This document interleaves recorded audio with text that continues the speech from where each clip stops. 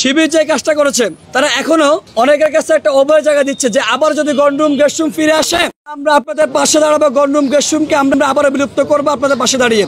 কিন্তু আমরা বিগত দিনে কি দেখেছি, যখন গণরুম গেস্টরুম আসেন তখন আমরা গণরুম গেস্টরুমের বিরুদ্ধে কথা বলতে গিয়ে আমরা জেলে গিয়েছি, আমরা হল থেকে নেমে গিয়েছি।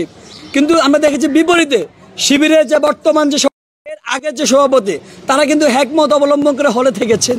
তারা কিন্তু শুধুমাত্র নিজের স্বার্থের জন্য, নিজের গোষ্ঠীর স্বার্থের জন্য তারা হলে থেকেছেন। কিন্তু আমরা দেখেছি শিবিরের যে বর্তমান সভাপতি তিনি হচ্ছে আমার সমাজ কল্যাণ ইনস্টিটিউট ছাত্রলীগের পদও নিয়েছেন। কিন্তু আমরা দেখেছি শিবিরের আগের সভাপতি সাদিক কায়েম তিনিও কিন্তু হচ্ছেন শিবিরের একজন হল ক্যান্ডিডেট ছিলেন।